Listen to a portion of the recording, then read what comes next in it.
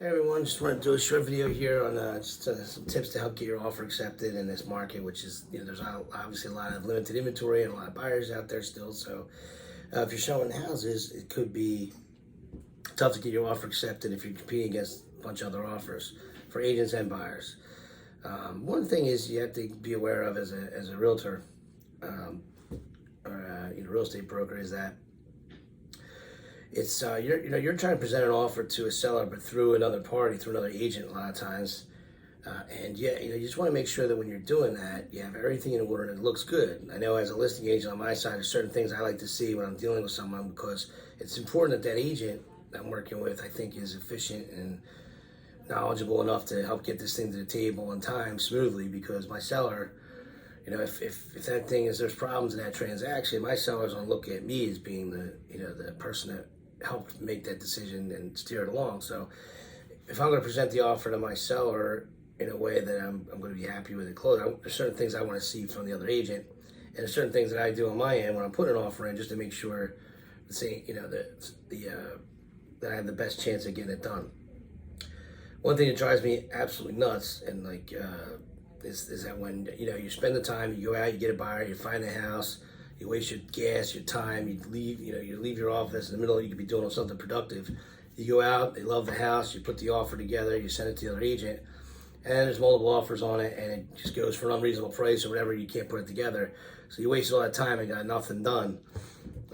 As my father would call that, wasted motion. Like when you're in the supermarket, don't walk back and forth something twice to get it, to take care of your job, because you're just wasting time and wasting money. And it's been ingrained in me ever since. So just nothing worse than that. You do everything you got to do. You do your job, everything perfect, and then you can't collect on that transaction and get the deal done. Not only do you lose the financial aspect of it, but you also made your buyer upset because they lost the house. They liked it and they lost it. I'm happy to say that happened very, very rarely to us this year in a very tough market. I actually can't think of it happening at all. It does, but I've been a seller's agent. I see a lot of other agents lose offers. And I'll tell you one of the things that one of the things that I do is you got to know the market in that area when you're putting your offer in to educate your buyer properly. Some agents and people, they just do it traditionally off of comps, and they say I order the comps, and then they just want to put an offer in where the comps are without even thinking the fact that there's going to be 30 people that want this place right now. So it's not only comps, it's also market demand. And also the comps, usually traditionally go back 6 months, but the difference between January this year and March this year was dramatic, probably 20%. And then another 20% between then and June. And then also probably less between August and September. We've had a little bit of a decline, obviously. But you have to be able to see ahead to the future and see the demand.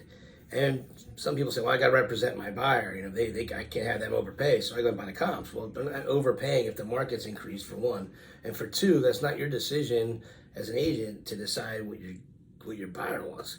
If they want to pay more money for it because they want the house, then your idea of it being a money issue, you might just represent them right out of the house and not get it because your representations. And I know that if I want something and I'm willing to pay that, I don't want to hear somebody else's opinion on why I should pay less and not get it. I got to live with my wife if she wants that house. And that's how my buyers do it. But I'll explain that to them when I get it. Look, here's the data. Here's the comps. This is a conservative offer. Right now, we're at a time where you got to be aggressive to get it.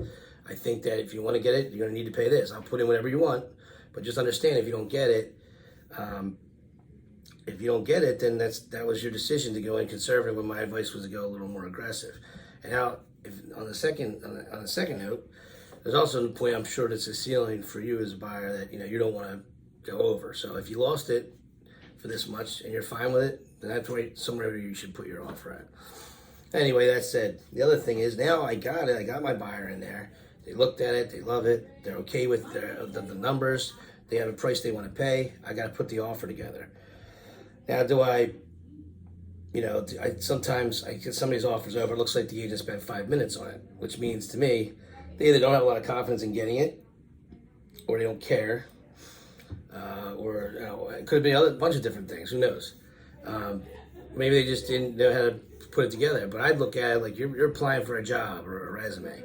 How are you going to handle yourself? How do you want to portray you as an agent and the ability that you have to facilitate a transaction efficiently, properly, and professionally?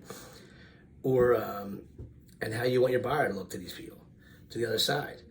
So first thing you do, you get a pre-approval. Obviously, the pre-approval should be dated less than 30 days. All the names on it properly spelled right.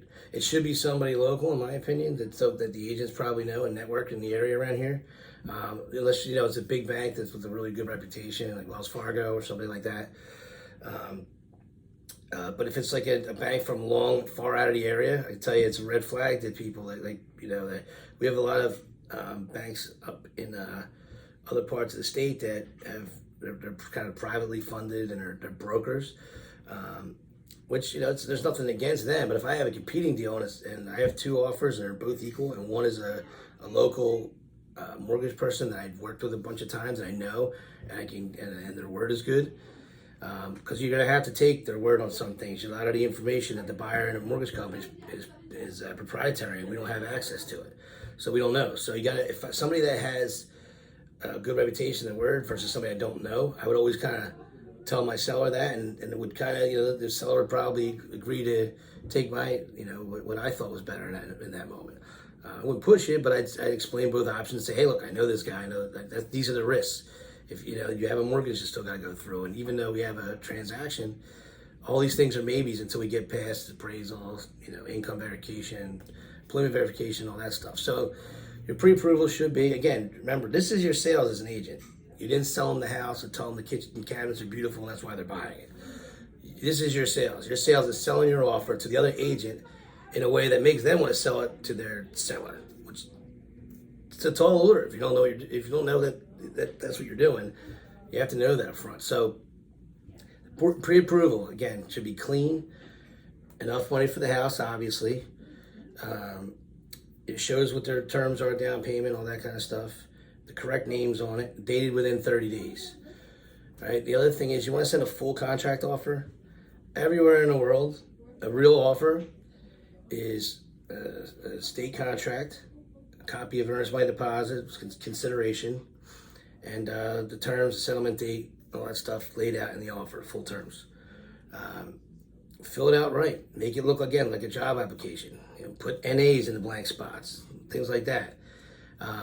We do in South Jersey a lot of times. We switched over back in, it's been that way actually since I've been in business, like 21 years. But we used to do full contracts. Actually, in the shore markets, they still do full contracts, and north of Trenton, they still do full contracts offers. That's a real offer. These proposal letter and intent offers are quick. You can throw it in real quick, and it's a good way of saying, hey, here it is real quick. I'll get back to you with a full contract. Let me know. Now, sometimes, so when the market's like this, as a seller's agent, one way I can feel out who I want to work with, and what's a better, stronger deal for my seller is I make the agent. I tell them to do a full contract offer if I have a bunch of people that want it, because I want to see that'll feel out. I'll get probably, if I get 10 offers on a property and tell them I want a full contract, I'll put that in the MLS up front, and I tell my seller this, and then it's always at their directive. But I want to see that because that shows me who's willing to put the work in at time and who thinks that they got a good buyer, good seller, that they're willing to put the extra effort into. And we're talking about a total of probably 15 minutes effort. So if your buyer's not worth 15 minutes and you don't have that much confidence in it clearing, then, that helps me weed through what I want to, help advise my seller on taking in those scenarios. So, you get a good pre-approval. Send a copy of the buyer's signed contract. If you can get a copy of the deposit right then, do it. That always makes it look a little stronger. If not, assure them that you'll get the deposit back to them quickly. Label out all the terms. Right now, our contracts have extended to 14 days in South Jersey, unless you change it to 10. I suggest changing it to 10 because you can change it to whatever you want, but limiting that time a little bit just shows everybody your motivation for trying to get together again and trying to appeal to the seller. It's in their best interest, obviously, to get these things wrapped up early. I turned it to 14 a couple years ago, and then added 7 days for seller's response. It ended up dragging things out. We were trying to do these closings in 30, 35 days, and you have 21 days tied up in an inspection period. It leaves little time to get things corrected and taken care of quickly. Another thing, I sent a copy of the MLS with it. A couple reasons. One is Again, it's just a nicer presentation. You get the pre-approval, the MLS, the contract, but there's also a CYA for a buyer's agent because your commission's in there. Anything that's disclosed in the MLS is in there, and you have a copy of it, and you have a record of how it was sent when you looked at it.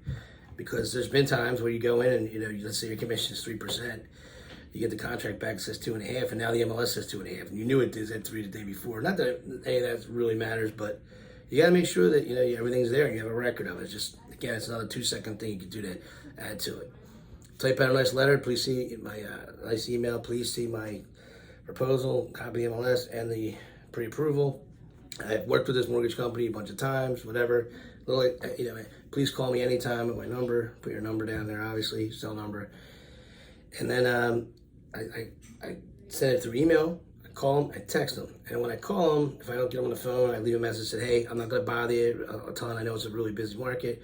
I just want to let you know you got it. Please call me, let me know you got it, or send me a text back or an email back. Because, again, everybody's busy running around. Let's let them know I respect their time, but I also send everything and I'm on top of everything. And then if I'll call, I'll leave a voicemail, and I'll text, and I'll BCC my buyer when I put the offer in. And then just be available when it comes out, when you get the call. When you get the call, just be efficient and quick, as far as getting back to people. But so my point is that's your sales. Your sales is selling your offer to your seller's agent first in a way that they want to sell it to their seller, and just being aware of where you are in a transaction. You have to sell through somebody else to sell. That's your sales, not selling the house and talking about septics and things like that. Because you can't get through any of those other things if you don't get the deal done first. And then also, if you're talking to your seller, again, you gotta let your seller know which offer he thinks best, has the best chance of going through smoothly for them, and explains in the ups and downsides of everything in front of you. So hopefully this was helpful. Hope you all have a great day and enjoy this weekend, and talk to you soon.